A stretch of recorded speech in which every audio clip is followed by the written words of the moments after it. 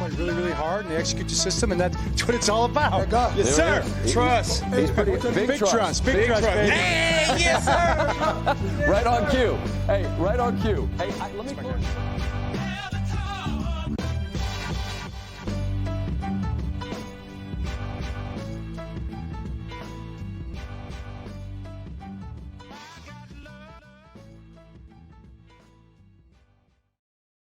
Back on the Jumbo Set podcast. It is Wednesday, January 10th. My name is Jake Louque, and I'm joined by Spencer Nathaniel Schultz, not present with us on the instant analysis of the gutting loss to the Pittsburgh Steelers this past Sunday.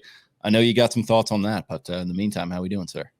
Doing okay. Pretty tired. Long weeks coming back from the holiday season and getting back into the swing of things this week, and been a drag.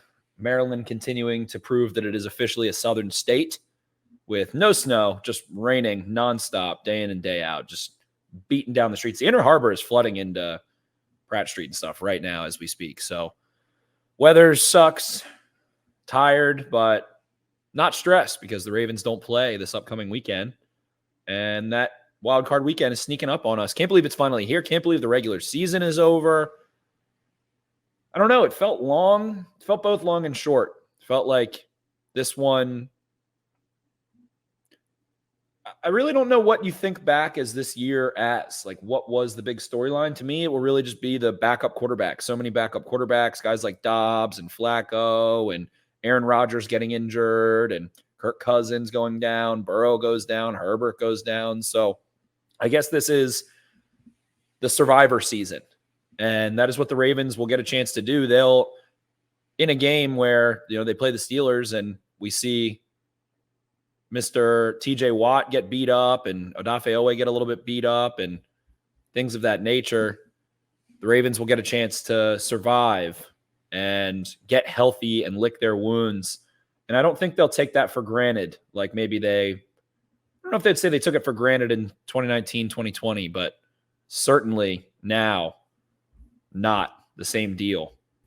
So with that in mind, the Ravens will get to lick their wounds, and I don't think they'll take this bye week for granted that they'll have and the ability to rest a couple of guys. Last week, did see some guys play more than others, like Patrick Queen, who was kind of beat up after that one and was like, I don't know why they played me so much, but I played. And felt like he was in there for a long time. But it's a survivor season. All these backup quarterbacks, all these big injuries, things like that in a longer schedule. And I know that the NFL plans to address their preseason and training camp and practice schedule is something a lot of coaches have talked about, wanting to refresh the way that works. If there's going to be less preseason, they want to make some more changes to make sure that they can callus properly as is needed. So the Ravens will get a chance to play a couple of games at M&T Bank Stadium, hopefully a couple at least. And so that puts me at ease a little bit that I think this team is ready to rock and roll. Some fun interviews. Zay Flowers has an interview with Ryan Clark on his show, Lamar Jackson with Tom Brady, all that good stuff. So I'm a little tired. I think everybody's a little tired. How are you feeling? I'm feeling good. Weather notwithstanding, we've had a couple technical difficulties here to go. We're currently running on the generator up here in Reisterstown. Weather is weird. Like you mentioned, the flooding in the harbor. Wind has been going out of control.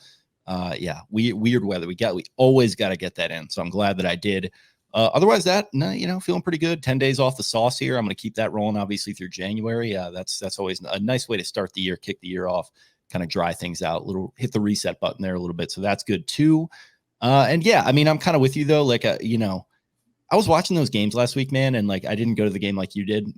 So I was flipping through Red Zone and I was like, man, like 18 weeks. I hate to be like a shout out to John Gruden, a clueless anti-football P, but 18 weeks, it's too much. Like, and like notwithstanding the stupid numbers now, 12-5, 13-4, things of that nature, like 13-3 just worked. 12-4 just worked. And now we're 12-5 and we're 13-4 and we're 14-3. And it just doesn't, the symmetry is off with that. I just got to say, and it's the NFL, just, the land grab continues and they're just going to run into the ocean. And then they're just going to build planks out onto the ocean and keep trying to grab land and do whatever else. But I don't know. It seems to be working for them. So that's my mini rant on that. Regular season is too long now. A couple meaningless games there. Browns Bengals. I don't know why that game was even played, but yeah, overall, feeling good because, to your point, the Ravens have been a nice salve here the last several months, and it reached a crescendo there with that Dolphins game, and I've just been kind of riding that high since. So ready for the playoffs, and we got an exciting weekend in front of us with the Super Wild Card weekend. I noticed you didn't put the Super in there. I'm going to need you to correct that as we go forward. But before we do go forward, wanted to quickly plug this once more. It actually, we had a little bit of a delay with our event at Jimmy's Famous Seafood. It's getting pushed back a week now. Crab cakes and football. They had been doing crab cakes and baseball, hosted by Eric with a bunch of the Orioles players. It has now been shifted over to the Ravens with crab cakes and football featuring Kyle Van Noy next Tuesday, January 16th at 7:30. I think Banks is hosting that one, as well as the one with Justin Matabike, which is the next night, Wednesday, January 17th at 7 p.m. And you can get tickets to their website. They've got 2 different tiers of tickets with all sorts of different benefits on their website, jimmysfamousseafood.com, under the events tab. So go ahead and check that out. But yeah, I'm feeling all right to your question. Love to hear it. And now, as I said, I mean, so looking back at the Steelers game, I guess what happened in hindsight, not a ton to talk about. We don't have to spend a ton of time there, but you don't want to spend a ton of time on that game? It was a funny game, and funny in many ways. I went to the club level for that one. It was the first time I watched the game there. I've been in the club level before. Very weird scene going on there where it was obviously raining and windy, but you're covered for the most part in the club level. And I remember going back in to use the bathroom at some point, I think right after the second half kickoff. And there was just like 80 people laying on the floor, like cuddling and watching the game on TV, like on the floor. Bit of a whining cheese crowd in there, I think. Yeah, it was. I don't think I'll ever be back. Yeah. Maybe it was a little estranged because it was a meaningless game, but boy, oh boy, yeah, the charcuterie cuddles were going on the floor, and did not like what was going on in there. I'm good on that. I'll stay out in the weather. I'm fine, thank you. So that was very peculiar. Deontay Goof Pickle Johnson with his big play where he jogs for 40 seconds to get off the field. Listen, man, it's a lot of ground to cover. He just didn't have the energy. I get it, man. The weather is just tough. I love Deontay Johnson. I'll say that. He has a huge touchdown in this one. Whatever. People are freaking out about Marcus Williams. It was like not his fucking fault. I don't think the one-arm man was going 100% out there. I'll just say that. And no, why would he? He shouldn't even have been out there. That's the issue. Like, these games are so stupid because you have guys out there that are playing to protect themselves, and to the Steelers, that wasn't the case. They had to win, and they end up getting in because they win. But Patrick Queen, Marcus Wood, Ronnie Stanley's out there. You don't have enough players where you can just sit everybody. You can't do that. The math doesn't work. So very, very strange. I don't know what the solution is, but it was a weird game. Justice Hill's stat line, one of the strangest things I've ever seen in my life. 0 rushing attempts for 0 yards. 10 targets, 3 receptions for 26 yards. And I'm going to go ahead and put this out into the ethos. Relax with the rail route. Relax with the rail route. They did it against the Dolphins. Something stupid's happening with the rail route. It worked a couple times against the Dolphins. I don't know. What did they run it 3 times against the Steelers and threw it there? I think Todd found his Madden cheese play, and he's like, all right, I'm just going to run this every time. And then, once your roommate starts to adjust to it, you crack another beer. You're like, all right, maybe I got to start doing something else. I love the way you put that. Yeah. Your roommate, exactly. Your roommate's like, all right, I'm done. I found the defense to stop this rail route. Yeah. So that was funny to me. Justice Hill's stat line overall. Trenton Simpson comes in, makes a couple plays in this one. I didn't go back and watch tape. I'm making some YouTube content. Check out my Lamar Jackson MVP video, which should be live tomorrow night around 8, hopefully. But weird game, weird overall. Isaiah Likely makes a big boy play. Nelson Aguilar catches a couple balls and whatever, just running around. TJ Watt kicks the door down after a 5-second sack as, water is wet. And, well, water's actually not wet, but as gravity exists and, the sky is blue, TJ Watt gets a 7-second sack of Tyler Huntley, kicks the door down, and then sprains his MCL. Excuse to use that True Detective clip, which is maybe the funniest line in television history. You were like the Michael Jordan of being a son of a bitch. Like, I just think of that with TJ Watt now. Yes, he is elite at being a son of a bitch and kicking the door down on his 5-second sack. So all's fair in love and war. Najee Harris, so on and so forth. Whatever. I won't be back in the club level, and we can just leave it at that, I guess. But I don't know. The Steelers sneaking in is just incredible. The Jaguars implosion, the Bills getting business done through blood, sweat, piss, vinegar, tears, and fire. And a lot of fun stuff happened in that week. The Bears-Packers was a fun one in ways.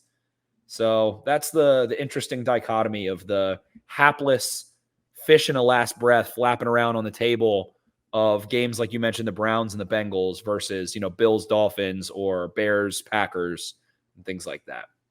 Yeah, and watching Red Zone, like I said, it was just kind of like that Jaguars Titans game. That was pretty awesome, and obviously RDT had some emotional investment in that, so we were kind of all following that one together in the group chat. Bears Packers, I thought that was fun too. Jordan Love, just no matter what he's been all season, he has always been a fun watch, and I think he just plays like so fearlessly. And I think Romo actually did a really nice job. He was doing a little bit of his gym stuff, getting a little excited in that one, but he did a really nice job breaking down like. Jordan Love didn't look like this when he was at where did he go? Utah State, I think, something like that. And he was like, yeah, he didn't look like this in college, just like Rodgers didn't look like he did at Cal. Like it all started with Favre, like learning to kind of throw off your platform and like doing those unconventional like wrist angles. So Rodgers learned that from Favre on the bench, and then Love learned it from Rodgers on the bench. Just kind of an interesting sort of way to break that down in the progression. So that was a really fun game to watch. The way that they can all, starting with Favre, spin the ball and throw that tight lower arm slot, that 1/3 arm slot, and just roll the ball with so much touch. And they do that little jump thing. They jump into the throw, all of it. It's really one of the more interesting things in sports. Yeah, never really on just a solid platform, it seems like, which could maybe be to your detriment at times. But like if you master it like Rodgers did, and I think like Mahomes has a little bit, and even Lamar Jackson this year to an extent, man, it is really fun to watch. So yeah, Jordan Love, he was a good watch there. Feel for Bears fans, but probably for the best for them ultimately to get that higher draft pick. And then obviously that's going to be a big conversation. What happens with your guy there, Fields? What are they going to do with that number 1 overall pick? That's going to be a fun off-season topic of discussion. But I guess we can kind of eschew the normal segments here because, like you said, you didn't watch tape. I didn't have too much interest in going back to that game. What are you excited for with or what are you wild hard for with this wild card weekend, this super wild card weekend coming up? Well, I really want to see what the Chiefs look like, I think, is the first place I look, because speaking of Survivor and a team that got a chance to lick their wounds, things like that, it's a 0-degree game in Arrowhead, which of course is ready to go crazy. And now for the first time, Patrick Mahomes, who gets the 3 seed and plays a home playoff game, and, I don't think this is going to happen, but the Chiefs very well could somehow end up never leaving Arrowhead for all we know. Like, whatever. Crazier things have happened in the world. But so now they have that chip on their shoulder. They have that underdog narrative that they can buy into. And they were able to rest Pacheco, Travis Kelce's usage, who people are talking a lot about Kelce. I think he had a bad injury at the start of the year. I think that's what it was. And that ankle, and he's older and you don't recover quite the same. But you get over those eventually with a little rest and a little bit of whatever, high-powered science they can apply to it, and the cryo chambers and the compression sleeves and all that stuff. So really curious to see what this Chiefs team looks like. The Dolphins match up there. I really do feel bad for the Dolphins. Like, they lost both outside linebackers, 2 impact outside linebackers that were having great years. They go ahead and sign Justin Houston and Frank Clark, I think, or maybe it was Bruce Irvin. Those are the same in my head. One of the 2 of them. Those Seattle backers, yeah, those pass rushers, they all kind of those 2. Yeah. So they signed them. Throw Michael Bennett on there. Who knows? But they signed those guys, and they're going to get. I assume Waddle has been targeting to play in the wild card. I assume his entire recovery, everything. Mostert as well. They clinched the playoffs, and it was like, all right, we don't need to do anything but get in. So now they have to go play that game. And my one buddy just keeps saying over and over, like, Skylar Thompson almost beat the Bills. Skylar Thompson almost beat the Bills. Don't count out Mike McDaniel. He can scheme it up. And I don't think people realize truly how debilitating it is to the Dolphins offense to remove Waddle from it specifically, because that is the only other receiver at all, tight end wise, anybody else that can have any gravity and keep you remotely honest from honing in on Tyreek Hill. And Hill's put up good box score numbers. I think he had like 9 for 99. And in that one, he drops a couple balls that he probably could have taken off on. But a couple bad drops the last couple of weeks. He had the one against the Ravens, and then the other night he had at least one. So he's always dropped the football. I think that's the cost of playing full, pressing the X button on Xbox. When you're playing Madden, you run through the catch, you might drop the ball. Yeah. So that's the pro and con of being the fastest man alive and playing like the fastest man alive. Also, a lot going on in his personal life here recently too. So you can kind of, maybe if the situation isn't all the way there, you can kind of forgive that. And they already clinched. And in his head, he might be like, well, we don't have Waddle. Let's just get to the playoffs. Like I'm tired. So interesting there, but I feel like the Chiefs are in a division that melted down like gooey chocolate chips inside of a delicious cookie. I mean, the Chargers, the Broncos all just crumbled. They've been able to really lick their wounds for a while. They clinched a few weeks ago, so I'm very curious there. Bills, Steelers, whatever. I mean, I don't even have anything to say. Bills are going to throttle them. And then finally, that brings us to the other side of the AFC, which is, I think, the game that everybody's probably most excited for, I think, especially Ravens fans, because that's probably who you're going to play, is whoever comes out of that. And now we see a rematch of just a couple of weeks ago between the Browns and the Texans. And I think what's interesting is that Bobby Louque is getting a ton of attention for head coach stuff, but has been a weird, they've been a weird offense because it feels like they get into these 3rd and long so often and these 2nd and long, they have no efficient run game. You don't do enough to put CJ Stroud ahead of the 8 ball, and then he just bails you out. Yeah, it's so much Stroud Superman stuff. Not even in that Colts game, but like recently you watched him and he's just like making a couple of these plays every single game. And it's like, can he continue that? Yeah, maybe to an extent, but like that is a difficult to sustain offense. It is. And without Tank Dell, who's another ISO winner, Nico Collins has been unbelievable. Your guy. My dog. Yeah. One of my dogs from a couple years ago, but been unbelievable getting open after the catch, playing like, I don't even know who to say he plays like, because he's huge. He's a big, strong dude, and he's been able to be so dangerous after the catch. He's what people want James Washington to be from Okie State. Yeah, I can see that. He plays like a running back a little bit almost, but he's like, yes, he does. He does. And he catches and turns himself into a running back pretty quickly, transfers through the catch into a runner really efficiently, strong. Has gone crazy when CJ Stroud's been healthy. So in that previous matchup, no Will Anderson. John Grenard, I think, plays 3 snaps. John Grenard's still hurt, which another one of my guys. But I think that could be a huge catalyst if he doesn't play versus plays in his, again, we've talked so often this year, the Survivor year, if he's healthy or not. So the Browns had Amari Cooper go for 250. Dan Orlovsky was doing a segment on NFL Live. What do? Do you play too high? Do you play single high? Well, if you play too high, then the Browns are going to go heavy and run the ball on you. And, you don't feel great about your run defense necessarily. I think that's where the Texans are, whenever their season ends, going to invest a lot of resources into those big nose tackles and a little bit better inside linebacker play, things like that. But a little bit damned if you do, damned if you don't. Amari Cooper hasn't played since that game where he went for 260.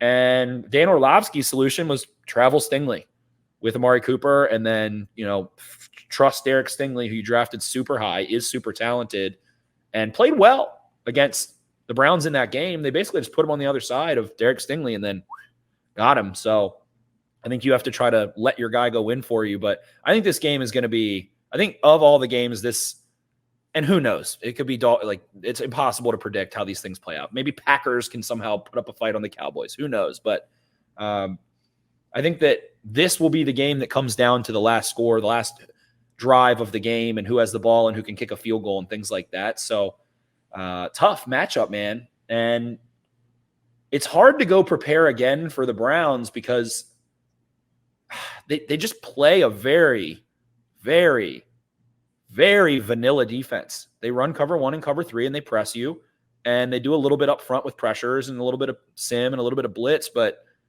they just run the same coverages and are like, fine, beat us. And so you're like, we wish we had Tank Dell, and we wish we had a more dynamic back and offensive line, and they don't. So with that in mind, I don't know. This is an incredible opportunity. I think this is the first time a quarterback drafted in the top 3 and a rookie head coach have made the playoffs. And I think that speaks volumes about DeMeco Ryans. And the Texans have been a Jekyll and Hyde team. They've played down to piss poor competition, lost stupid games. When Stroud went down, they looked terrible. And at the same time, they've beaten some pretty big opponents. So that game is where you're looking. And I don't know. It's like, who do the Ravens want to come out of that in terms of a better matchup for them? It's like, well, I don't know. Stroud is a hell of a quarterback. You saw him early in the year, but the Browns defense, I was trying to think of like, what is it going to be? And I'll pass it to you in a second, but it's like, what is it going to be when you play Lamar Jackson? You have to spam something. Like if you want to beat him, the teams that have given him trouble, like a bad game that wasn't him just kind of fucking up. You think of the Dolphins with their cover 0 shit. You think of the Steelers who have just charged him at the mesh point, made him taking the ball out of his hands. You think of the Titans who just put so many defenders in the middle of the field, and the Ravens didn't have the guys to beat them. And it's like, what if there's a team that can spam something and get into at least like a neutral script? I feel like it is the Browns defense pressing, and then they have Myles Garrett and Zadarius Smith and some horses up front. So I don't know. I'm curious to see who comes out of it, out of those kind of bottom teams, unless a shocking upset happens like the Dolphins over the Chiefs, which I think would be shocking. But fun AFC side with a bunch of messy teams, just dirty. This is about dirty, grungy teams on this side. And I think that epitomizes what the AFC usually is. Yeah, it's interesting. I mean, that Dolphins matchup, if it were to come to that, I think that would be really interesting because, they just beat the brakes off them a couple weeks ago. And they are on that side of the bracket, correct? They would come to Baltimore if they beat the Chiefs. I'm sorry? If they beat the Chiefs, they would come to Baltimore, correct? The Dolphins, unless the Steelers beat the Bills. Yeah, which we're not even going to entertain that as a notion. So yeah, I mean the Dolphins, like I have a feeling Waddle would be healthy. I have a feeling they'd maybe get a little bit stronger on the defensive side of the ball. I think that would be a much harder game, just pretty much by default, if they were to come back here, and you would have to probably redraw some things up, and McDaniel would have some things up his sleeve. Ready to counteract what they were doing in that other game, which honestly they moved the ball decently well, but it was just the Roquan Smith interception and then a couple of the other big plays on defense that really swung the tide in the Ravens' favor. So I wouldn't expect it to go nearly as easily this time. Chiefs are always going to scare me no matter what, but I think that would be the AFC Championship matchup. So don't have to think about that one quite yet. Texans and Browns, yeah, that is the one that everyone should be looking at, rightfully so. And it's almost like a pick your poison because the Browns, we saw them punked the Ravens in Baltimore early this season in that second half of that game. We've talked about it ad nauseum.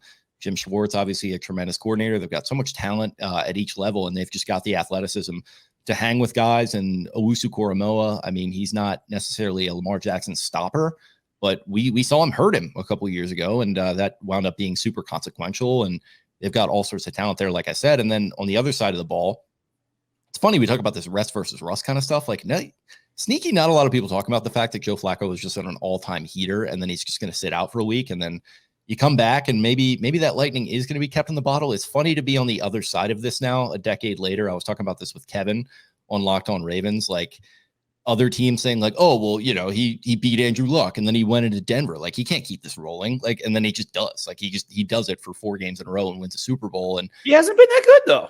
No, he hasn't. And that's kind of the crazy thing is he the only team he really stuck it to was the Texans. Yeah, and it's like, is he just going to slot back into the lineup and he's just going to keep heaving these balls up to Amari Cooper coming off injury? And, is he just going to keep, throwing these third down prayers up to a Njoku who's somehow uncovered and like converting these 3rd and 17s? Like maybe, but it's a little bit more. I listen, I'm not going to say the word fluko, but like, is the fluko going to prove itself to be true in that situation? I'm not so sure. I wouldn't bank on it. I think there'd be a lot of emotion in that game. That would be quite something if that were to be the one. And then on the other side, it's almost like the inverse with the Texans, where they obviously have a good defense and they're talented, but they're young. You're relying on Will Anderson. You're relying on Greenard coming back from injury. Petrie has played pretty well, I think, for them. Stingley, you're talking about as well. It would be tough, but it wouldn't necessarily be as difficult as the Browns. But on the other side, you do have a very dynamic quarterback that's going to be tough to contain no matter what. And he's just putting the ball through a keyhole a couple different times a game down the field. And there's a chaos factor that worries me with Josh Allen in a potential AFC Championship matchup. Like Josh Allen just makes these games like, he just turns them into this like just chaos fest, just this carnival of just chaos, this bonfire of the vanities. And it's just like, what is even going on with Josh Allen half the time? But it almost slants to be the field in the Bills' favor. I don't know if it's quite that level with CJ Stroud quite yet, but it would be a much tougher matchup than it was in week 1 because he has turned into a different player since then. And they're really firing on all cylinders too. So going to be an interesting wild card weekend to watch. I cannot wait to kick my feet up and dive into these games because I think, like you said, it's just a lot of messy, grungy teams, a lot of injuries going around, a lot of backup quarterbacks, just a weird year. And ultimately, like, it's primed for the Ravens to go and do something because they're as healthy as they've been at this time in a very long time, going back several years, including at quarterback. And you just got to, I think at a certain point, you just got to cut out the nonsense and just go continue to prove that you're better than all these other teams left in the field. You do. And that's what I, again, come back to when you think of the Ravens in these playoffs is that, I don't know, the things that teams have done to them that have given them trouble schematically in these single game circumstances, a lot of it is like pressure in the blitz. And there has not, maybe Josh Allen, and people talk about the turnovers, whatever, sure, whatever. But there's no one who has played with pressure, meaning a defender in their face, creating pressure, getting them off their spot better this year than Lamar Jackson. And that to me is and that's why I don't want to see the Bills if I'm the Ravens, because you can win schematically and they can still hurt you. It's Mahomes, it's Allen, it's Jackson, it's a little bit of Dak, a little bit of Hurts. Burrow can do that really well. But those are the guys that I'm looking to. And Purdy didn't do that when the Ravens presented it to him, got him rattled, got him seeing a little bit of ghost there. So those are kind of Jared Goff. I don't believe in Jared Goff. And to talk about that game, I love the Texans money line. Honestly, I love the Rams money line. I love the Rams money line. We've talked about this Detroit defense when the Ravens played them. They line up and play, and Matt Stafford will tear you apart. You don't make him think, and you don't sim pressure, and you don't get creative and hit him. He will tear you apart. He's another one, and he does play well with pressure.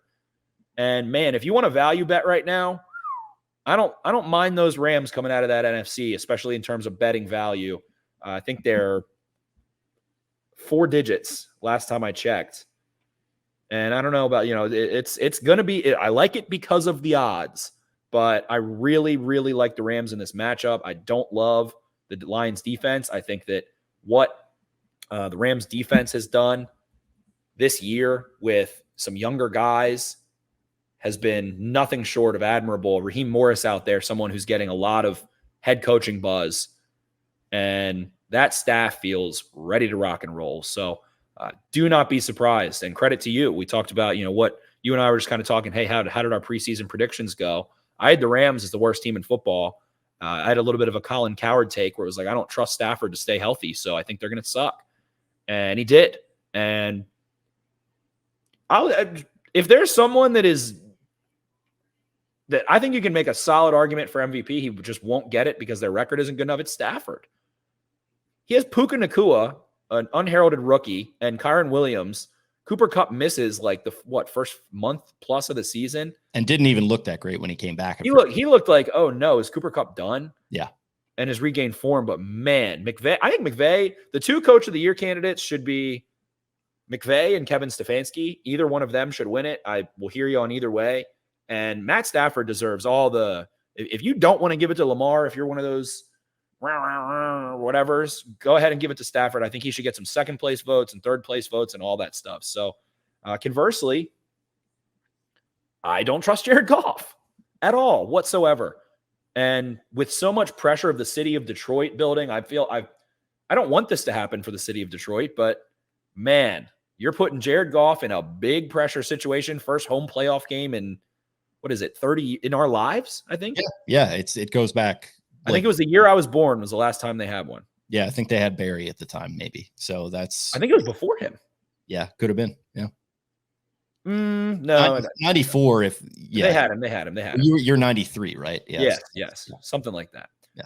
I think it's like 29 or 30 years. So I don't know. Who do you like more under pressure? I like Matt Stafford. I like Sean McVay. The Lions kind of got into their own heads in that Cowboys game there. I do like that they played some of their players there. And that fits into Dan Campbell's program of we're going to play, we're going to bite, we're going to claw. He's going for that fourth down at the end. It's like, dude, what are we doing here? But he's just like, no, he's drinking his black coffee and his Red Bull, and he's like, we're just gonna ride this thing out to the end. I mean, the radio conversation he had with local Detroit, I guess he calls in every Monday or Tuesday or whatever, and he's telling them, say what you want to say it. The guy goes, I think that was an irresponsible decision, and it was like silly. And he's like, thank you for saying it. Dude, say it to me like I'm anybody else. Tim Robinson becoming like the face of like their celebrity fans. Like I need him and Tim Robinson like in a room on camera together. I don't know what the content would be. Maybe you do and I think you should leave sketch, or you just do a straight up like between two ferns type situation. I imagine it being kind of like a Sunday conversation with Caleb. Yeah, Sunday exactly where I was going. Like it's something like that. I mean, honestly, like have Tim Robinson play the Glenny Balls role, have Caleb do the interview, and just interview Dan Campbell, which that would be electric. Over under in that one, 51.5. Lions 3-point favorites. I love me some Rams. I love the Rams there. Still have to check out injuries, things like that. I think they have Jordan Fuller questionable, Higbee questionable. Laporta got hurt too, didn't he? Laporta will be missing this game, yes. Yeah, that's not good. Which is a lot of the dangerousness of defending the Lions. So, boy, oh boy. Aaron Glenn there. Maybe this is like a so stupid that it's good thing, because the Ravens are a team that sims a ton of pressure and they do throw looks, and Stafford's seen it all, and I think he deals with the blitz really well. So maybe the best thing to do is to keep a lid and hope that you can out physical them. I just don't think on the back that McVay schemes his guys open over the middle of the field. I don't think you can keep Nakua and Kupp and Kyron Williams from rumbling on that back seven. Those linebackers and those DBs. Brian Branch, heck of a player. We've talked about him, but man, I really trust McVay. I trust Stafford, and I like the matchups that the Rams offense has. And I don't know. The Rams have I don't have all the metrics on it, but in terms of fantasy points, I was looking through some DraftKings stuff. Second lowest amount of fantasy points to running backs. So that to me tells them they've contained running backs, especially in the pass game a ton. So I think if the Lions want to win this game without Laporta, and in a game where you feel a ton of pressure and made that, like you said, that questionable kind of decision to go for that game and maybe go fight for, a better seed, a better this, a better that. You have Matt Stafford coming back to Detroit. That one, those are in each conference. Those are the games I'm most excited for. Houston, Cleveland, Detroit, and LA there. That would be really something. I mean, like no matter what happens in that game, it's going to be quite something. I expect him to be very well received. They're kind of one of those big trades, really big trades. Like you think back to some of these, and like the Jared Goff trade for LA, they wind up getting rid of him. That didn't really work out too well for them. I think the Titans kind of made a killing off of that. They wound up getting Mariota out of it, obviously, which didn't do too much for them. But it's always so one-sided. Going back to Herschel Walker, that was kind of one of the first big ones I can think of. But it always seems so one-sided, and this is kind of one of the ones where it's just totally worked out perfectly for both sides. The Rams got their Super Bowl. Lions are still building their program up, to your point there. We'll see what happens with quarterback. Goff is still kind of getting it done. Well, if he kind of fills his pants here in the playoffs, I think they might need to have an internal conversation with themselves. I know they got Hendon Hooker in the mix there.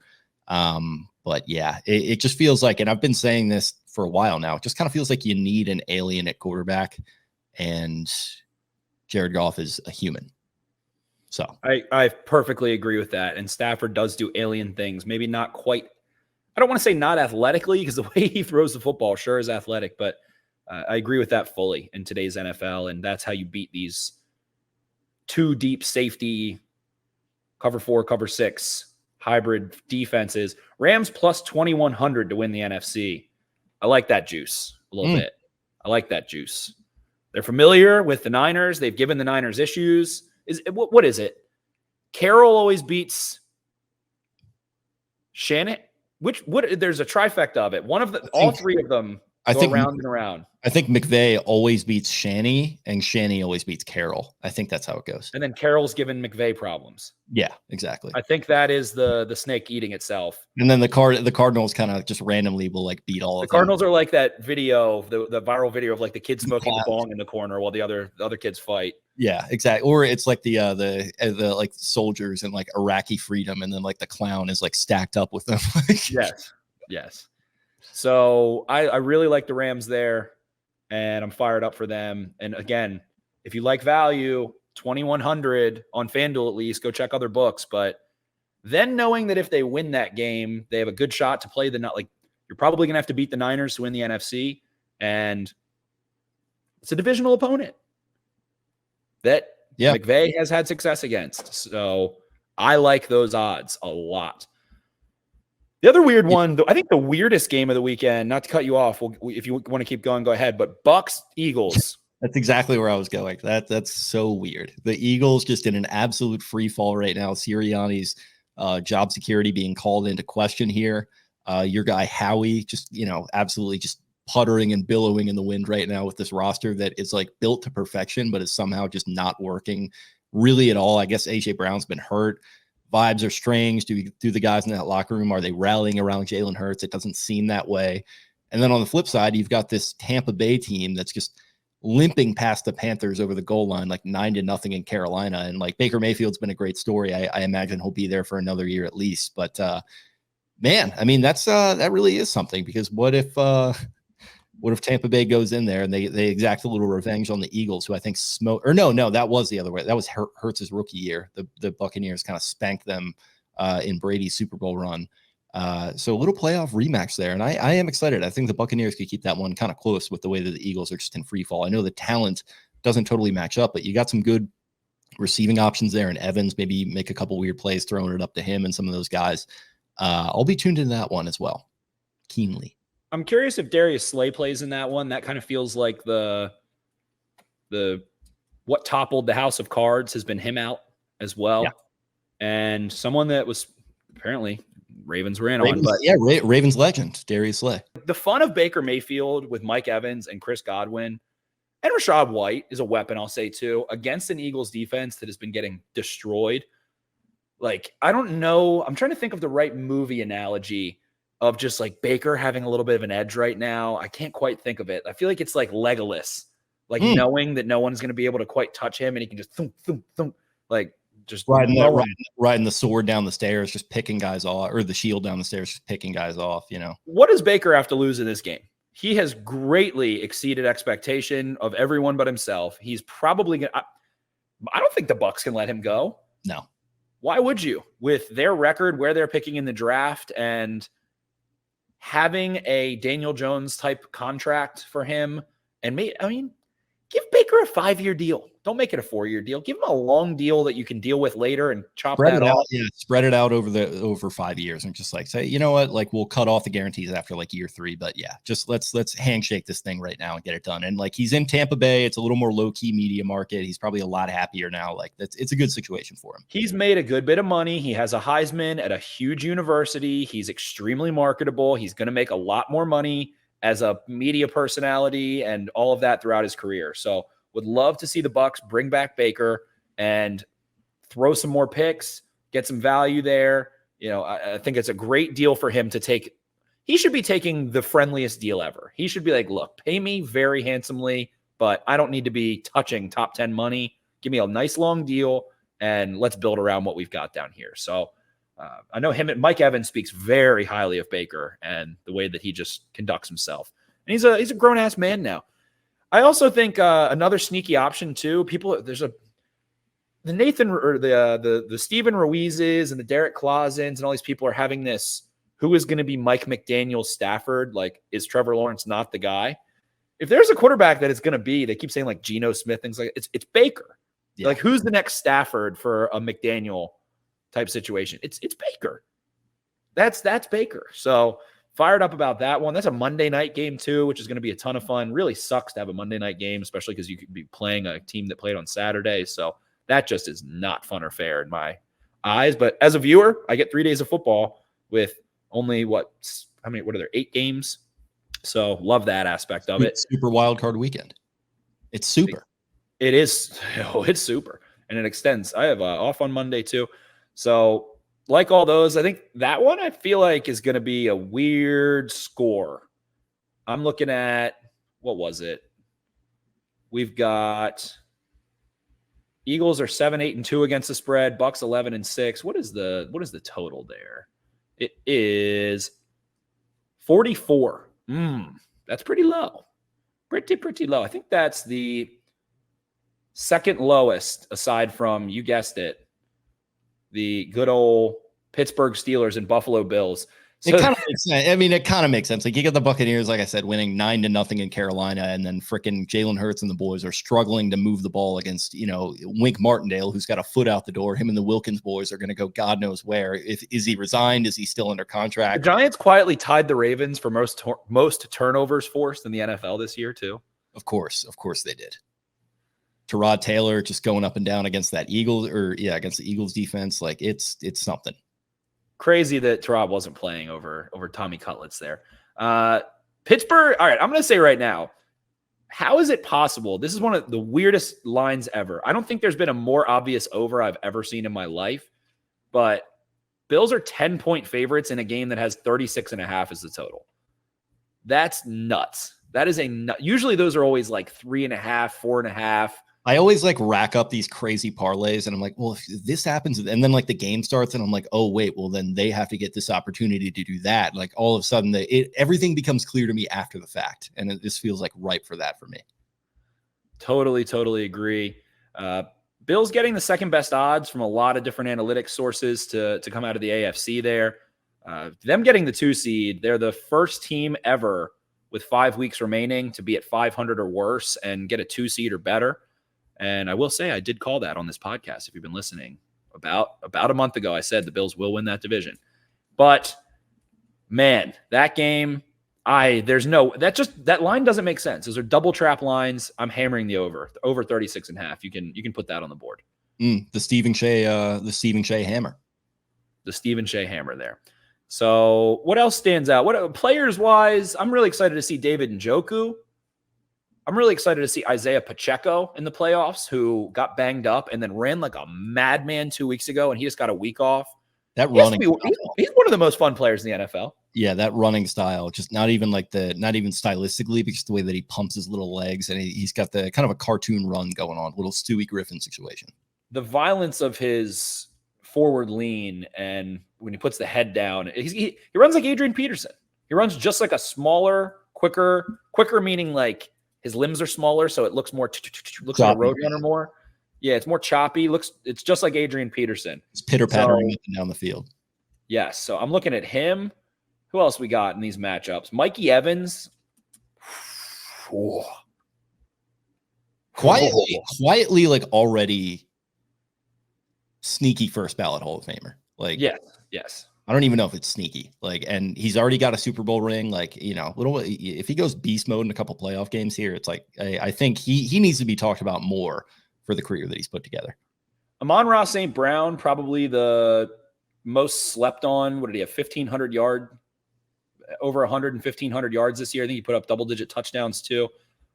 I'm excited for that game, man. There's so many playmakers in that game. Nakua, Gibbs, Montgomery, Amon-Ra, Laporta out of that stinks, and especially stinks for the Lions, but a lot of big names. I'm trying to think of defensive players. I mean, Michael Parsons. On the flip side of that, we can continue with Micah, but on the flip side of that, I'm looking at this Chiefs receiving core, because Rashee Rice has looked good, but is Kadarius Toney just going to have another couple WTF moments here? Because that has been something to track over the course of this regular season. I have faith in Kadarius to make some plays in the playoffs. I think he can. I hope he does. But for every one big play that he makes, there's at least one other where he just clangs a ball off his hands and it's just right into the breadbasket of a defender, and he's like running wrong routes and stuff. He's a entertaining watch. Him and Deontay Johnson both went to Goof Pickle Elementary School growing up, and this could, if they were to meet up in the playoffs somehow, that would be the Goof Pickle Bowl. It would. Micah Parsons, I'm excited to see what he can do. Who are the Cowboys playing? The Packers. Packers are 7.5 point underdogs. Total in that game, 50.5. The Skip Bayless Bowl, Mason Crossbar. He swore that field goal wasn't going in. He'll swear to this day that field goal wasn't good. Aaron Rodgers, 50 seconds left, just threads Jared Cook that pass. Mason Crossbar, just that upright extending into the heavens, and Skip Bayless just having a seizure. Just he'll go to his deathbed saying Mason Crossbar missed that. I'm looking at PFF Green Line here, and I want to look at they do best bets, and I want to look at what they have for Dak Prescott because, wow, they're saying under. So they do an edge on lines. I think Dak Prescott over 1.5 touchdowns is one of the easiest bets you can make this weekend, probably. At home, Mike McCarthy, he's gonna want to stick it to them, and also coaching for his job somehow. He's got them in really good position. Jerry Jones just not closing the door on the possibility of turning the engine over there. Joe Barry also just might be the worst defensive coordinator in the NFL. Yeah, I think that seems to be the prevailing sentiment. Jair Alexander, what a character to follow here this season as well, just with the coin toss shenanigans. And he's somehow showing up on this local newscast. And it's like, oh, we have a fan here to talk about, the upcoming game. And, this big Packers fan. And it turns out to be Jair Alexander wandering around Lambeau Field for some reason. So he's been fun too. CeeDee Lamb will score a touchdown in that one. Playoff CD. So I think the Cowboys are going to throttle them 7.5. Maybe I'm going to say more specifically. I think we see a Herculean effort from the Cowboys offense, who have been humming in many ways, especially at home. They do have a tough game against the Lions there, but I'm going to go Packers cover. The Cowboys have a lot of playoff skeletons in their closet right now. They had the weird thing in San Francisco. It's just a bad mojo with the playoffs. So they've got a hump to get over. And I think that will be weighing on their minds a little bit. I feel like the opposite. I feel like this is the perfect matchup for them to have that lift off of them. And I feel like they're going to be able to. Go Packers first half cover then. Because I think it's going to be like they might be teetering for a minute or two here, I think. That makes sense. The Cowboys suck in the playoffs and always have. So it's meatball fan stuff, but like this. No, of course. The playoffs are the perfect time for meatball fan stuff. And we also have the Des Bryant as well. Oh yeah. There is a lot of history, and this is just a matchup that just feels right. These two teams have been playing in big games going back, decades, back to the 60s and 70s. So it's gonna be a lot of fun. I love it when they get together. Uniform matchups are great. A lot of history. It's gonna be fun. It is fun slate overall, and I guess to take it back, now that we see who's in the playoffs, I did not have the Texans. I believe that we did say out of the Texans and the Colts, one of the two of them, we were like, neither of us had them in, but we were like, we know one of these two teams is going to make the playoffs. Lo and behold, they play for the playoffs on Saturday night. I didn't have the Dolphins. I did have the Colts in, actually. I had them 10-7. I said this in the group chat. I had them doing literally exactly what the Texans did, like good young rookie quarterback. Like they had an easy schedule. I think that's part of the reason why Minshew got them to 9-8, but yeah, it was a little bit of a flip-flop there, but yeah, credit to the Texans for doing that. Certainly. I missed on the Steelers. I had them at 10-7, but missing, as well as the Dolphins. I had at 10-7, but missing. I missed on the Packers. I think I had the Vikings and the Lions coming out. I'm going to go back and listen to that episode, and then we'll put some of the stuff out there more officially, because I don't remember exactly what I had across the board. I got you. You had the Rams. I think you might have had them winning their division or something crazy. Maybe it was 9-8. No, you either had them at like 9-8 or winning their division. Yeah, I had the Niners as the 1 seed. I'm pretty sure. So, I think I did too. Yeah, but yeah, I think I had the Lions in. I had the Eagles in, but the Bucs I had finishing like 3-14 or 4-13. I had them and the Rams as like the two worst teams in football. I was heavy Falcons. I remember I did it like a first time around. I had the Falcons at like 13-4. I was like, all right, I probably need to rework this a little bit. And I still had them at like 10-7. I know they were only like 2 games behind that, but man, they really fell apart there. Fire Arthur Smith at literally the crack. When you go back and look at the Falcons schedule, let me read to you their schedule. That's what it was. The schedule was so easy and their roster is that good. And I was like, Arthur Smith can probably get something out of Ritter. And the far and away best team they played was the Lions. They went Panthers, Packers, Lions, Jags, Texans, Commanders, Bucs, Titans, Vikings, obviously without Kirk Cousins, Cardinals, who they lost to. Yeah. Saints, of course, Jets, who they barely beat, Bucs again, Panthers again, Colts, Bears, and Saints. They basically played the Lions, the Texans, and then like the best teams they played in that were like the Jags, Vikings, and Colts. They had a joke of a schedule. Emblematic of both of those team seasons coming to the end, the very end of it, where J-Boo wins and the Saints offense just goes out there and just collectively pulls the Falcons' pants down, and then they just walk off the field. And you've got Arthur Smith and a couple assistants getting up in Dennis Allen's face, and you go to the locker room and Jameis is just like very respectfully, mind you, respectfully, just like defending the position, team decision, just clowning on Dennis Allen. So who knows what's going on with both those franchises right now? Both whom passed upon Lamar Jackson. All 4 NFC South teams other than the Bucs, I guess, the Bucs are probably, I would think, just run things back, see if they can add some talent in the draft and free agency and what they can continue to build on. But, man, Panthers, that shit show. The Saints are really weird. Saints might be the weirdest team in the NFL. They have Derek Carr on like a pretty big contract. Dennis Allen is just, he's just like the meekest head coach. I said this on Twitter. Like whenever he like comes up on screen and they mention him, I'm like, oh yeah, huh? Like Dennis Allen, huh? Like he's been dyeing his hair. Good for him. I always just associate Peyton with them, and I'm just like, oh yeah, Peyton. He'll get the boys playing up, and it's like, oh yeah, and head coach Dennis Allen in his 4th year somehow, and I'm like, huh, that's still going on, huh? He's still doing that. I guess they're just kind of. It feels like they've just been making. They took out they charged so much on the credit card with the void years and the contracts and trying to extend Bree's window. I feel like they've just been making minimum payments on their credit cards for a couple years with Allen. They're trying to get out of the hole now. Then really they didn't have the slick back hair, kind of my guy Les Snead really still cooking the books and finding a creative way to get them out there quickly because the Rams did it and they're looking pretty good. So you need a real financier in there, a la Jeffrey Epstein, the New York financier, of course. The financier. So what do you think my first initial feelings here, slate-wise, then we of course have the Ravens and the 49ers. So we're looking through. So the Chiefs and the Bills are probably on a warpath to play in the divisional round. The Ravens, I'm going to say, get the Texans or the Browns. I'm going to go Texans. Then in the NFC, the Cowboys are the 2 seed. I need to get the seeding right. Let's see here. I'm trying to pull up a bracket here. I've got it. We got 49ers at 1, Cowboys at 2, Lions are 3, Bucs are 4. So we might be getting Eagles or Bucs, 49ers, and we'll see. I think the Rams win. So I think the Rams take out the Lions, which would send the Rams, in all likelihood, unless the Packers can upset the Cowboys, would send the Rams to play the Niners in the divisional round. And I don't know, who knows? 49ers could certainly do it. They're rested, whatever, have way more talent, but divisional game, that's tough.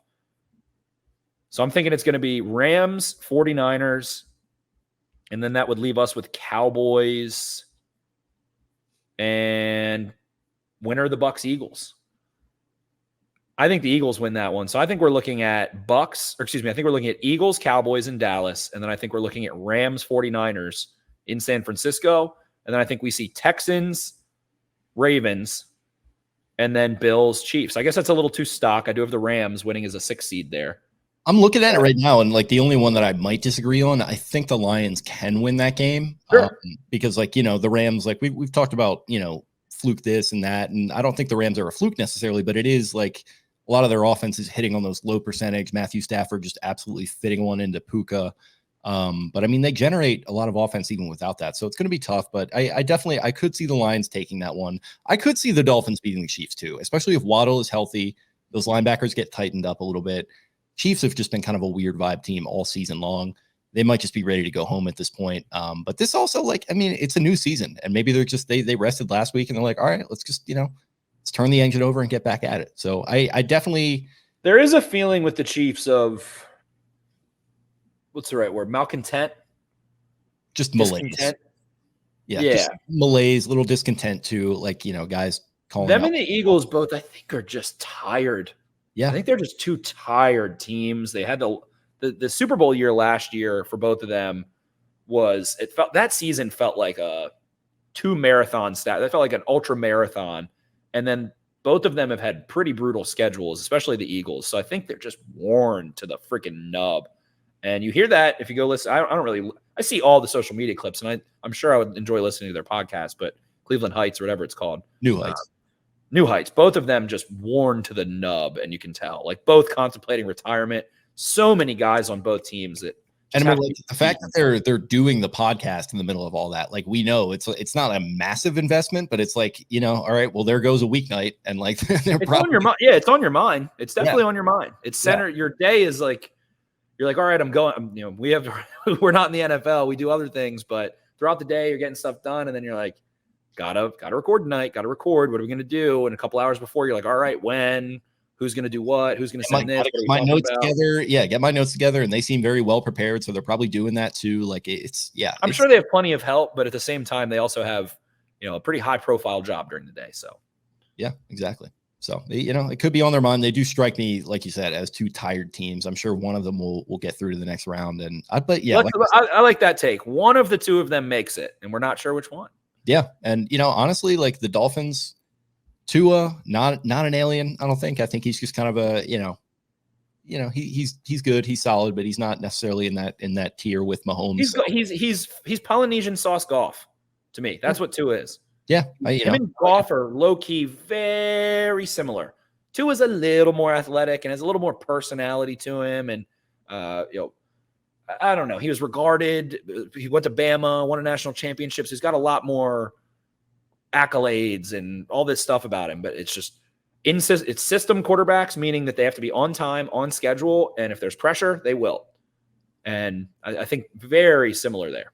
Yeah, and if you are on time, like that's impressive in and of itself, because you're doing it in spite of not having that athleticism that a lot of these other guys have that allow them to operate out of schedule and kind of be their own offense. So yeah, I mean, still a credit to them, but yeah, I could see a scenario where it's Dolphins, Ravens, and then I'd probably say Texans, Bills for your divisional round on the AFC side for sure. Could see that for sure. Well, I guess that covers a lot of it, my friend. Anything else that you think of headed into these playoffs? Anything on your mind? I'm about to go do a bunch of these underdogs. I've been talking about these all year. The underdog playoff best balls. And so I have to try to think who is in those. You have to think what players are going to propel teams to long, hopefully Super Bowl runs. And what other things stand out? Coaches, anything. What's on your mind headed into these playoffs? I'm kind of curious about, and I mean, definitely there's some Ravens bias, and I wanted to touch on this anyway. Like this interviewing cycle starting to kick up. Guys are getting requests for interviews. I don't know exactly when those are going to take place, but I believe they have to wait. They can occur during a bye week. So I believe like Todd Monken got 2 requests. Mike McDonald got 1 request. They can do them this week, but McDonald got 2 as well. He got Panthers and Commanders. Monken got Panthers and Chargers. Yes. Yeah, and then Weaver got one with the Commanders. So that's on my mind a little bit. I mean, not even just in like the preparing for the game, but just overall brain drain on this Ravens coaching staff. That could be pretty significant. We can close the show with that, obviously, but I mean, it's something to look at. I mean, Louque, I think, is starting to get some looks for the Texans. Got some other guys as well. I don't think Jim Schwartz got any. He obviously would be kind of that guy getting a second chance, which is kind of tougher to sell sometimes. And then Raheem Morris, he mentioned on the LA. I haven't heard that Ben Johnson has gotten requests. No, and it's funny because he got the one from the Panthers, I think, and he declined it, which, Jesus Christ, Ben, good job by you, because that could have been a bad career move with everything going on with David Tepper there. But yeah, just overall, how does that affect your preparation? Because like you've got, obviously now it's different where only one team has the bye, and obviously that's the Ravens. So if these guys can interview over the bye, does that affect them? But other than that, it's 2 through 7. Those guys are just kind of going right to work. So overall, just kind of wondering about that coaching cycle. Wilkes on the 49ers has gotten requests. Yeah, well that he should. He did a really nice job in Carolina there as an interim after he kind of got done dirty by Arizona. So yeah, just overall, it's interesting to watch. And I don't know. I'm just like, really, this is kind of another 30,000-foot view thing, but how are these teams looking in these wins? Because like we said, we've seen just a lot of crap football being played recently. It's just been kind of a limp to the finish for a lot of these teams. Like, are they going to go out there and look a little sluggish in the first half, like I mentioned? Are they going to, keep it up throughout the entire game? Are we going to see like really, and I mean, not totally across the board, but are we going to see like 1 or 2 really good games of football? Because wildcard weekend, you don't always see that, because you get a couple jamoke teams in there that are just kind of like, not to pick on our friends. The Commanders a couple years ago at 7-9. Yeah, right. And I mean, they played a pretty good game in that. Whatever they were at the time. Yeah, the football team, with Heineke playing the Buccaneers, and they actually played a decent game in that one. But yeah, I mean, like what level quality are we going to see this weekend? I hope it's pretty good because we've had a lot of dud primetime games. I just want to see that's why I'm fired up about this Rams-Lions game, because I feel like it is almost impossible that's not a good game. Yeah, in terms of intensity. Yeah, so I'd look at that one. I would look at that Green Bay Dallas game, like the Cowboys in the playoffs. Like, it's just always so much fun having them in the mix there. That's going to be great. The Cowboys are like, the way people talk about Josh Allen being a golden retriever and lighting the house on fire. The Cowboys are an entire city and team and organization of that part of Josh Allen. Yeah, in the playoffs, especially. Yeah. They are total internal chaos in the playoffs. Yeah, it's just some Ben Herbstreit vibes. Just, is it an empty vessel up there in the head a little bit? So yeah, I mean, like I guess I would say, just overall putting a bow on it, like I'm expecting Texans Browns to be a good game. I'm expecting and hoping that we get a great game with the Rams and the Lions. And then I think we will get a close game, if not a very well fought game between Kansas City and Miami. But other than that, nothing that I think is going to be like super close or well played. And I think that will be honestly fine. Because like I said, wild card, it can be kind of hit or miss. If we get 3 at least decent games, decent to good, I'd be happy with that. I forgot the Cowboys beat the shit out of Tom Brady last year. I forgot about that too, actually. But I mean, that Tampa Bay team was depressing, man. And then they played that, and then they had that. I can't even recall what happened at the end of that 49ers Cowboys game. Dude, it was when they snapped it. They snapped it to Dak. I think they snapped it to Dak, and then like it was like a three-man offensive line. They threw it to Zeke, and he just got smoked over the middle, and that was the end of that. I think that was in the playoffs. Yeah, it was. It was. I think that was last year. If that was 2 years years ago. So the 49ers knocked them out 2 straight years. They beat the Seahawks in 2019. So you had the 49ers 2 years ago. Dak did the quarterback draw, and like he couldn't get to the line. The ref wouldn't get out of his way. He's like trying to rip the ref out of from behind center to like. He ended up causing more time like fooling around with the ref than if he just like let the ball drop and let the ref do it. Yeah, exactly. So there was that, and then they had Zeke dying on the cross for their sins at the end of regulation. I don't know, man. I think that we're all your opinion's your opinion, but the Packers have no playoff experience. No. I think they're going to get fucking obliterated. Hey, listen, they might, but there is like Jordan Love. There's enough moxie and enough chaos factor with him, and LaFleur at least does have some experience. He's been to, I think, definitely. And so definitely the two teams I'm more now that I think about it too, the teams that do worry me in the sense of general fan take of we already accomplished our goals are the Texans and the Packers. Those are the teams, and really the Bucs too. Those 3 teams are like, hey, we weren't supposed to be here. That's the wild card teams. Like, hey, we won our division. It's like we made the playoffs. All 3 of them. Nice. All 3 of them. It's like, all right, we just want our quarterback to look good this year. That's all we want, and they got that and more. So yeah, it's raised the band. The Bucs honestly probably might not have even given a shit if Baker looked good or not. If he sucked, they would have been like, whatever. Yeah, we'll just start right over. So yeah, mission accomplished. Raise the banner, thumbs up, and we'll see what happens in the wild card round here. But I mean, Texans being at home, that certainly helps them. And then the Bucs are at home too. And that Raymond James crowd. Texans crowd does go pretty crazy. They do. Yeah. Houston is a good football town that has been sneaky tortured since the Oilers left. Not even sneaky, just absolutely shit on forever. Yeah. Couple good years with Kubi and Matt Shaw before he turned into the pick 6 god. But for sure. Well, I don't know. I like the Rams value. I guess them and the 49ers are my picks. I think the Cowboys piss me off. They should match up really well with the Niners. They really should. The issue is that they don't have middle linebacker play, and that is if you can close those windows on the 49ers, that gives the 49ers all those issues, and they can't. So I'm going to go Rams or 49ers come out of the NFC. That's my bold predicky. I'll pick it across the board for this weekend. I'll go Bills over Steelers. I will take the Chiefs over the Dolphins. And I will take the Texans over the Browns. So that's stock. I'll go Cowboys over Packers. I will take the Rams over the Lions, and Eagles go into Tampa Bay and get the big upset there. Conference championship games. That's what I'm trying to go all the way. Like conference championship games, I think we get. What's your divisional round then? Divisional round, I think we see. I think we get Ravens, Texans, and Chiefs, Bills. Okay. I think we get the Bills in Baltimore in the AFC Championship game. Then I think in the NFC, I want to be bold on the Rams so hard, but they could very well just lose.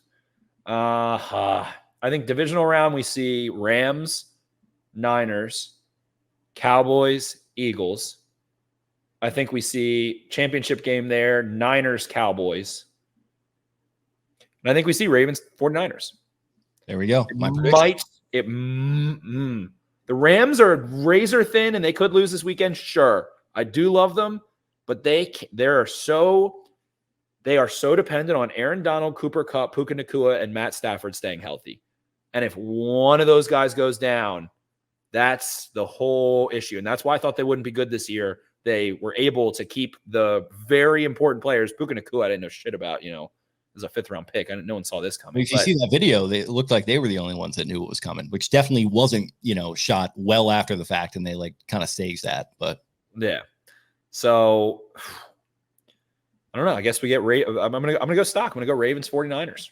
Okay, over the Bills and over the Cowboys. I like that too. That was my prediction before the season. So yeah, I'm into it. And then I thought that I think the Bills can get the Chiefs. I did feel, and I have been on that Ravens-Chiefs matchup, inevitability. It would have to be in the AFC Championship game with the way the bracket is. It'd have to be. Yeah. It would have to be. So they're the two. Yeah. Yeah. So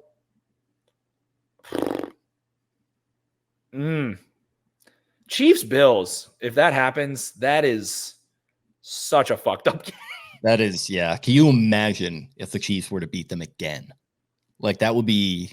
I mean, yes, I could. And then Stephon Diggs leaves. Yes. And Stephon Diggs might leave no matter what. That would be. He is. I feel like he will. Yeah. He is not. Yeah. Replace Nelly and Rashad Bateman. Former, current, future Raven? Yeah. Possibly. Yeah. Investors, possibly you. Possibly you. Well, folks, we just solved it. That's the NFL playoffs for you. There it is. Yeah. You don't even need to watch the games because we just I'm so excited for these games. I can't even express. People, I feel like we sleep on how good, and you did say, wow, you're right. Wild card round can be kind of dudsy, but just I feel like the hype can be better than the game, but the hype is so good. When these games kick off at first, you're like, no skin in the game. You make your bets, whatever, but you're like, Sometimes they suck, but the hype is amazing. This is the best week. We've only seen this one. I guess you could count more than once because they have the 2 seed once. But when your team is on the other side of that and you're just waiting for one of these teams, it is such a good feeling. You just kick your feet up, Tony Montana in the hot tub, clicker in hand, cigar in the other, and you're just waiting for one of these teams. I'm excited. 2 times in a 5-year period. Very impressive. Yeah. So there you go. And we will be breaking down that game when it is time. But I guess if that's all we got. I don't know if we'll be doing it. We don't have a preview. I don't know if maybe we'll a Thursday. We're actually supposed to simulcast with Bobby Trossett. Right. At 9:40 p.m. I don't know if that's live. I can't remember. I think it is.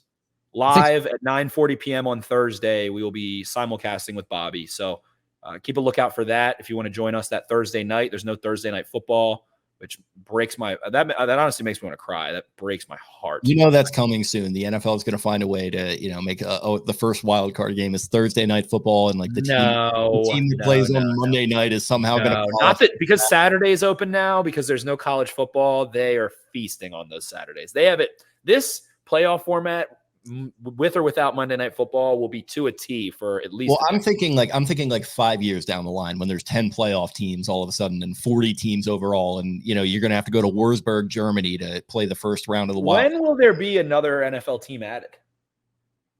I think soon, man. Give me a year of a guess that comes to your mind.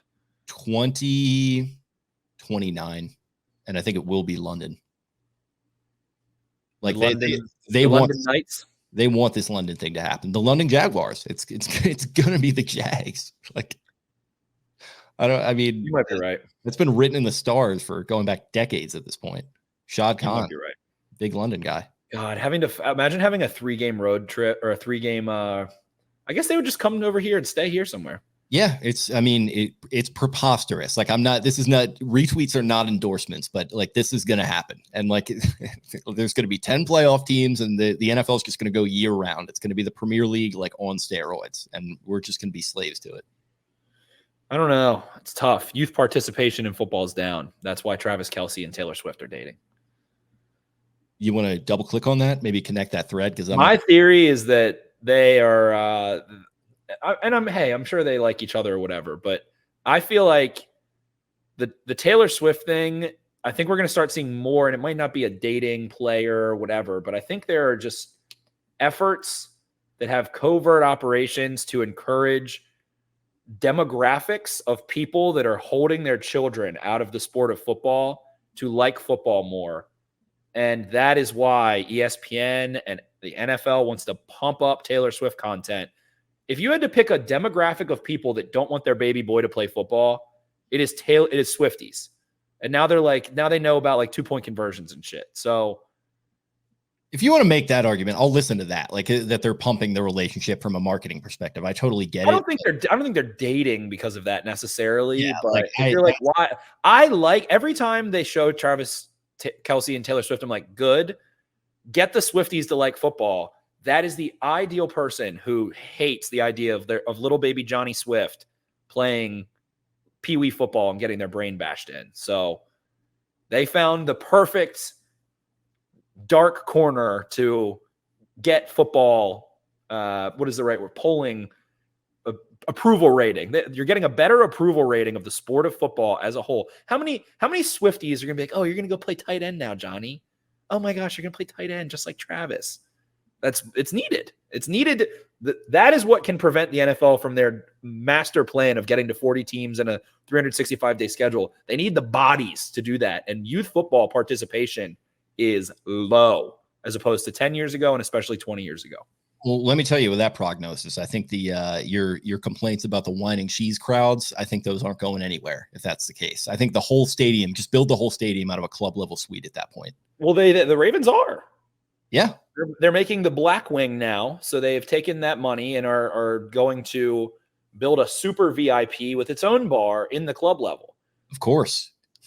So the cheese and wine there will be flowing and not a single down of football will be watched. And hey, that's showbiz, baby. Oh, late stage capitalism is a beautiful thing, isn't it?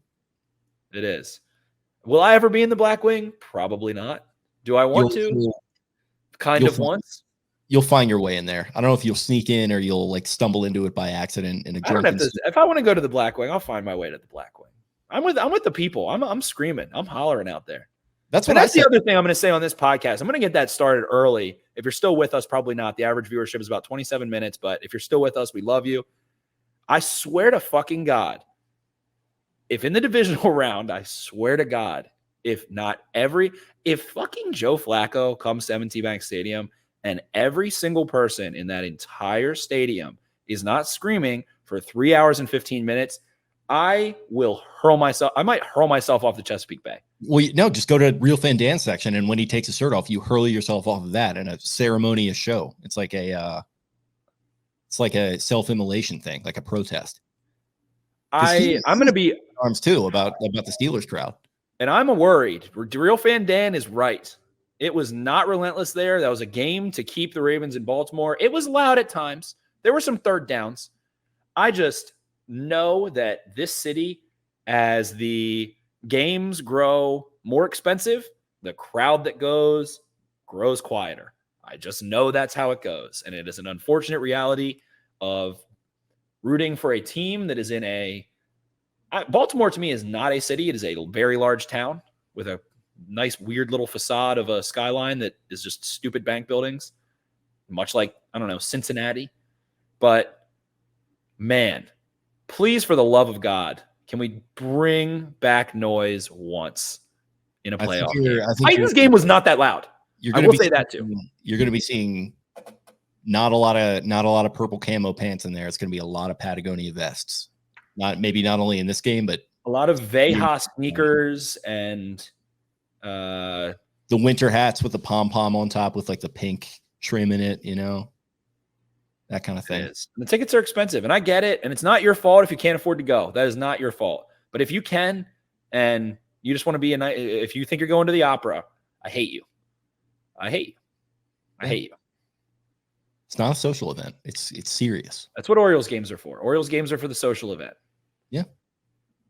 So I know that it's coming. I know that it's coming in my heart of hearts. I hope I'm pleasantly surprised. Man, just was not that relentless. That game was very expensive, and the playoff tickets, I think, to get into the door. Let's see what it is right now. I can pull it up pretty quickly. It is on the Game Time app. Free promo for you, Game Time. Sponsored pod. $280, $450, $285 per ticket. It's not as bad as I would have thought. Is that like that's not that is for, let's see, upper end zone, row 22, section 541, $285 all in. And let's see, if you want to sit row 9 and 520 is $390 per ticket. So there's a few seats that are under $300 to get into the door. So you want to go to 2 of those, you're talking about a $600 to $800 investment. So start budgeting now. And there's a lot of people that also are like, well, I want to go to the AFC Championship game.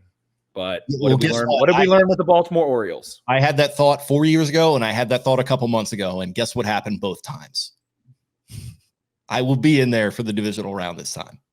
That's why I love you. So please, for the love of God, if you are going and can afford to go, please just scream your fucking head off. That's all I ask. Okay. Well, listen, we'll have plenty of time to break that down. We still got a wild card, a super wild card slate to get through here this coming weekend. Any other thoughts before we close her out? I don't know. It's just fun. My final thought is it's funny. This is probably like our second or third longest jumbo set of the season, and the Ravens aren't even playing. Yeah, of course. We always find a way. My power was out. It went out in the middle of our first recording. You had to go take a dump, and now here we are in an hour and 20 minutes into this thing. We just somehow really were like at least an hour 45 from when we actually tried to start. Yeah, honestly, life finds a way. But okay, that's all you got. I can go ahead and close this out.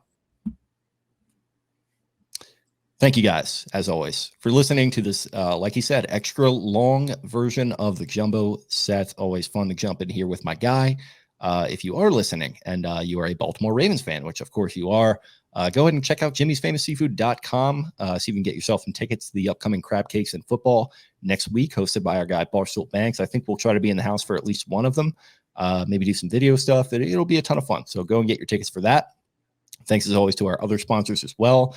Fed Thrill, Black Eyed Susan Spices. Fed Thrill, you can go to their website, use X52 for 20% off. You can use X52 for 10% off of Black Eyed Susan products. You can find them at participating Ace Hardware locations in the Baltimore and DC suburbs. So check their website out. They've got some great stuff going on as always. You can also follow us on social media at X52 Podcast on Twitter, Instagram, TikTok. You can find us on our social medias. I am at Jake Louque. That's Louque on Twitter. Spencer is at Ravens4Dummies. That's the number 4 in the middle there. Ryan is at Barstool Banks. Taylor is at Taylor Smythe 10. And Eric is at EDI TTI 22. We'll talk to you guys again very soon.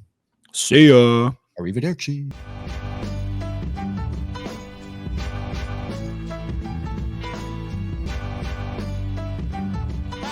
Really, really hard, and they execute the system, and that's what it's all about. Yes, sir. Trust. He's pretty big trust. Big trust, baby. Hey, yes, sir. Right on cue. Hey, right on cue. Hey, let me.